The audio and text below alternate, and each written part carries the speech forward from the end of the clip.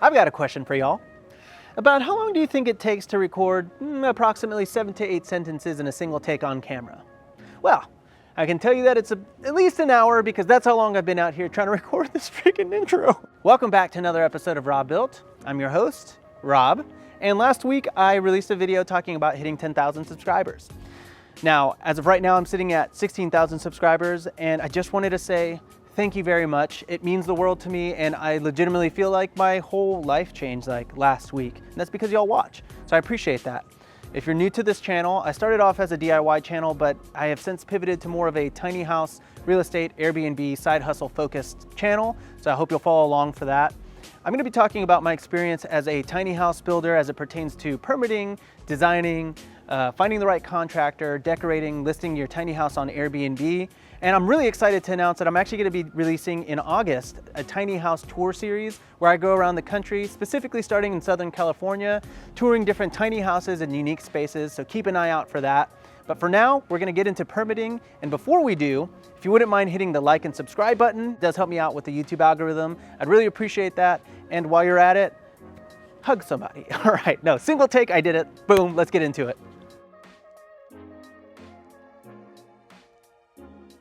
Today we're going to be talking about permitting a tiny house on a fixed foundation. And I'm really going to be focusing in on Joshua Tree. While a lot of this does actually apply to Los Angeles, I'm really going to be tailoring this more to the high desert just because it's not really quite as feasible to build a tiny house in Los Angeles. Keep in mind that when I built mine, I built it as an ADU, or also known as an accessory dwelling unit, and that just means that it sits on the same lot as my primary residence. That's really the only way to do this because buying raw land in Los Angeles on a budget, it's not really possible. So I really want to turn your efforts over to Joshua Tree, California, the high desert, or San Bernardino in general, because I know that land. I mean, I've built a small house there, a tiny house there, and I plan on entering a third build there sometime in the next year. And I really think that with a little bit of learning, a little bit of effort, you could build a tiny house there too. I'm going to go in depth on each of the following steps, but first I just want to give you a general kind of timeline and understanding of the process. Assuming your land is already purchased, you're going to need to hire a draftsman or an architect to draft up your plans. You're going to need to hire an engineer to calc out those plans, run calculations, make sure that it's all legit and it's not going to cave in on you and your doggy. Then you're going to get a percolation test done, a soils report done, and you're going to get a site plan and a grading plan drawn up as well. The very last thing you're going to do is get a Title 24 report done to make sure that your plans adhere to California's super rigorous energy efficiency standards. And then once you do those 17,000 super easy steps, then you can get into permitting your tiny house. Now, I'm kidding. It is crazy. It's not easy. It's not hard. It just takes it takes a little bit of research, but that's what I'm here for. Step one in all of this is going to be designing your tiny house. And before you even go down this road, you're going to want to call your city to find out exactly what you can and cannot build, because they're really going to dictate and give you your general parameters that you can then pass on to your draftsman to execute. For example, the legal minimum for a house in Joshua Tree used to be 750 square feet, which isn't really that small. 2 years ago, the county amended that minimum to be 150 square feet, which is way smaller. Now you can actually build a tiny house in Joshua Tree, which you couldn't before. And you wouldn't really know that unless you called the city to find out or you looked on the county website. Once you've gotten all the answers that you need from the city, you have to ask yourself, who do you want to design your tiny house? Do you want it to be a draftsman or an architect? A draftsman is going to be a little bit more cost effective, whereas an architect is going to be a lot more expensive, but they can actually stamp your plans and even perhaps waive the engineering component that the city might require. I personally prefer to work with the draftsman. I think there's a little bit more collaboration there. And I've been working with Sean over at smallhousecatalog.com for several years now. I consider him one of the best in the industry, and he's an expert in small house design. If you just peruse his website, you're going to see that he's had over 50 designs that he's created over the years, and many awesome clients like myself that have actually brought a lot of those designs to fruition.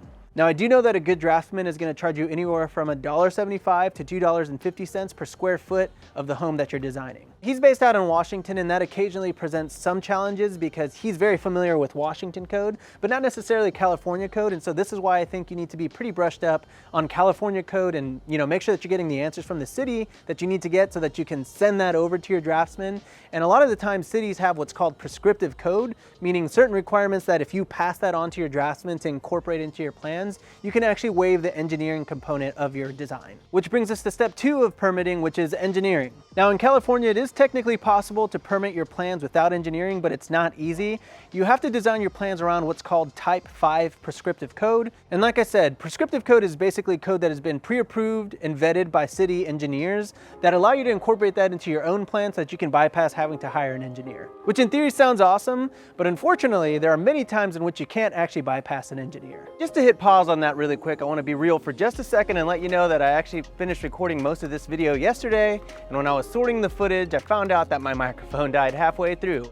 You had one job, Carl! I was unable to bypass an engineer with my LA tiny home because anytime you build a 2-story house or ADU in Los Angeles, an engineer is required. I was also unable to bypass an engineer with Casita Conejo and Joshua Tree because I was in seismic zone E. Had I been in seismic zone D, I would have been able to just go completely off of prescriptive code. And while it's super frustrating that I had to pay for an engineer on this build, I guess at the end of the day I get it because we are an earthquake country here in Southern California, so they just want to make sure that your house isn't collapsing on you and your dog. I don't know why I'm so obsessed with that. My third small house build on Casa Mariposa, I was unable to bypass an engineer on that because I had a butterfly design checkmark roof, and that just required extra engineering. So anytime that you get fancy schmancy with your design plans, most likely you will need an engineer. So the more basic your plans are, the more likely you are able to adhere to Type 5 prescriptive code.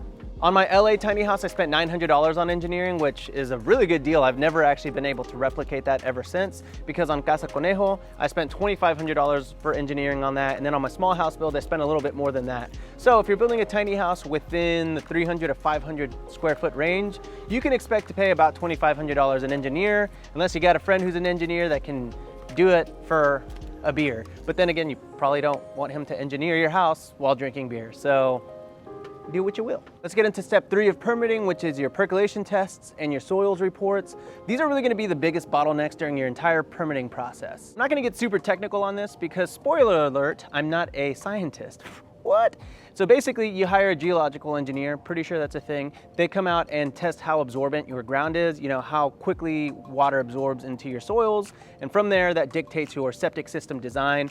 All of Joshua Tree runs on septic. There are a few cases where there might be sewer, but for the most part, a percolation test is going to be required because you're basically guaranteed to have a septic on site. And then you have your soils report, which luckily I've been able to bypass every single time. And again, typically here you hire that same geological engineer. Still pretty sure that that's a thing. They come out and do tests on your soil. They tell you what kind of soil you have.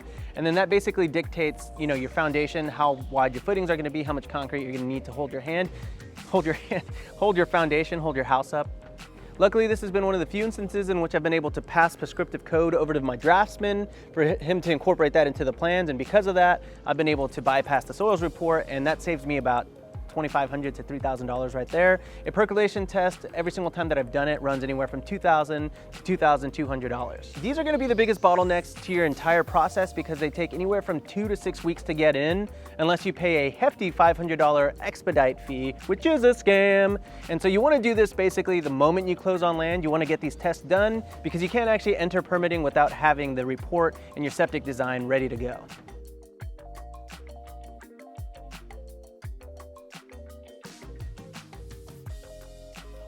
I recommend waiting until the very end just because there's so much that changes during the planning portion of your construction, like, you know, what shape your driveway is going to be. Are you going to have any concrete paths that surround your house? Are you going to have any concrete pads, landscaping, where your septic design is going to go? These are all the different components that go into your site plan. And because this changes day to day, you might as well wait until the very end when you have your mind made up 100%.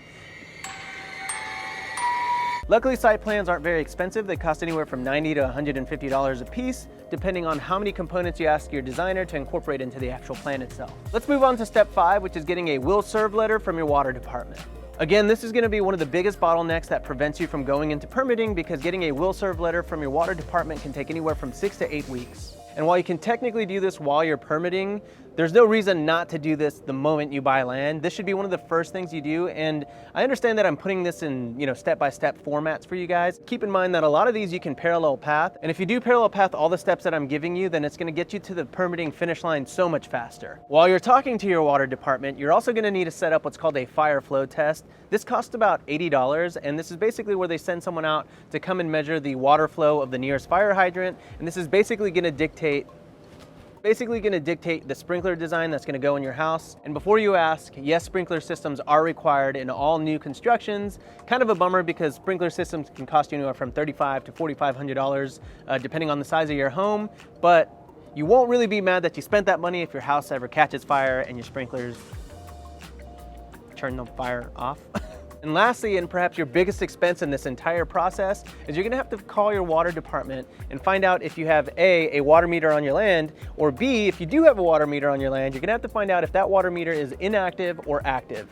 If you don't have a water meter, or if your water meter is inactive, you're gonna have to pay a fee of $6,000 to $21,000 to get an active water meter placed onto your land. It hurts. I've had to do it one time. Luckily, I only had to pay this fee on my Mariposa build and it only came out to $7,500, which I know I'm saying only, but given that I could have spent $21,000, I consider it a win. It all adds up even before you break ground. Meanwhile, I've got YouTube haters that are like, I can't believe you spent $165,000 on a tiny house in Cobb, California. You're so stupid. I got 1 million acres for $5,000. Yeah, I mean, I get it to some degree. Most people don't understand the extravagant costs that you're gonna have to pay during the planning and permitting portion of your build. This is why it's so important to have a really solid understanding of the permitting costs associated with a tiny house build, because it can ultimately really eat into your budget without you even knowing it. And now we get into step 5, which is your grading plan. Now, a grading plan isn't necessary unless you plan on moving 50 cubic yards of dirt from your land. Luckily, I've been able to bypass this with both of my Joshua Tree builds because I've always moved less than 50 cubic yards of dirt. That's a lot of dirt, and if you've never hit that threshold, then all you have to do is notate on your site plan that you plan on moving less than 50 cubic yards of dirt. This step is really gonna pertain to people that are buying super hilly land, trying to flatten out that land, excavate, do a lot of dirt moving. If you're just building a tiny house, you're gonna most likely be able to bypass this step. All right, I hope that you're still with me. I know that it sounds super complicated as I give you what seems like a million different tasks and steps, but I promise you that if you take it slow, take it day by day, and you watch this video and rewatch it and click and watch all the ads, you're gonna be a pro. No, I'm just kidding. You don't have to actually watch the ads, but it is a really small way to support me as I grow my channel. And another really small way to support me if you like my content is by oprima numero like button down below, because again, it does help me with the YouTube algorithm. Step 8 is gonna be your construction waste management plan. The county doesn't want you to be super wasteful with the leftover materials from your build, so they wanna know what your plan is to dispose of those materials. They basically wanna know if you're planning on reusing them, recycling them, throwing them away, and you're gonna be putting together a small plan that tells them how you plan on efficiently getting rid of all your waste. Yeah, it's about as monotonous as it sounds. Part 1 is gonna be during the initial permitting phase. You'll pay the $150 there. You'll build your house. Once your house is built, then you tell them how you executed your plan, and that will cost you another $150. That will be part 2. Step 9, or as my people would say, nueve, is your Title 24 report. The Title 24 report is basically a report that they run on your design to tell you if your design will meet energy efficient codes in California, and it's based on a weighted system. If your house isn't initially efficient enough, I've only done that 10 times. The Title 24 company is gonna let you know, and they'll give you options for ways to amend your plans to be more efficient. So this could be anywhere from getting a more efficient AC unit to more efficient windows with a lower U factor. You'll have options here. I wouldn't stress too much, but a Title 24 report is gonna run you about $199. Step 9, plan check. The good news is that you made it this far, and Joshua Tree actually makes this relatively simple through their online portal called EZOP.com. Back in the day, and even when I did my tiny house here in LA, you had to print out hard copies of your plans, go to the city, submit them, go through all the rigmarole, talk to the people behind the desk that not only hate you, but themselves, and it was a whole tedious process, but doing it all online makes things a lot more simple and convenient. Now, your permitting cost is mostly gonna come down to the square footage of the house that you're building. And throughout this entire plan check, you're basically gonna undergo 3 different reviews, which is with development code, environmental, and building and safety.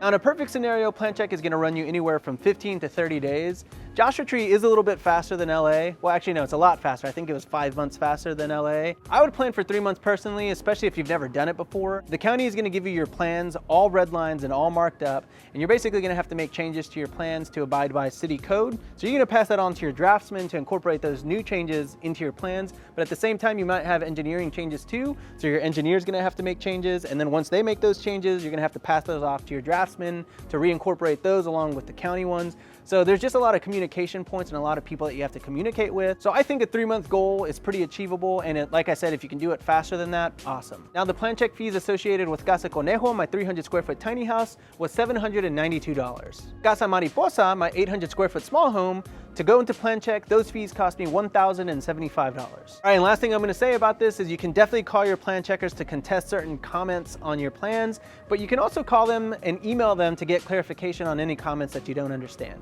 Assuming you're through plan check, everything is approved and ready to roll, we can move to step 10, which is everyone's favorite part, and that's paying your final fees. There are going to be two different sets of fees that you pay, which are going to be your school fees and then your permit fees. On Casa Conejo, my 300 square foot home, my school fees for that were $1,021. And then on my 800 square foot Mariposa build, the school fees on that were $2,957. Lastly, you're going to pay for your permitting fees. And on Casa Conejo, my 300 square foot tiny home, those permitting fees were $1,642. And then on my 800 square foot small home, the permitting fees on that came out to $1,911. And then your 11th and final step, and this is the most important, do not forget to do this or it can crumble your entire operation. An ice cold beer, baby, we did it! No, seriously, like I said, I know that this stuff seems hard, but once you do it one time, you're gonna be a pro, I promise. My first tiny house was so damn hard to permit, and it's because I didn't have anyone to show me the ropes at the time. But once I got through my first one, my second one was so much easier, and then my third one basically came second nature. Take a deep breath, because once you get a couple of these under your belt, you're gonna know it like the back of your hand. If I missed something or if I didn't cover a specific topic, be sure to leave me a question down in the comments below and I'll do my best to answer those for you. If you feel like you need further consultation, I actually do tiny house permitting consultations now on the side, so be sure to send me an email. But for now, I don't know how long this video is gonna be. My apologies in advance if it's super long, but if it is super long, hopefully you found it super helpful. I will catch you on the next episode of Robuilt. All right, see ya.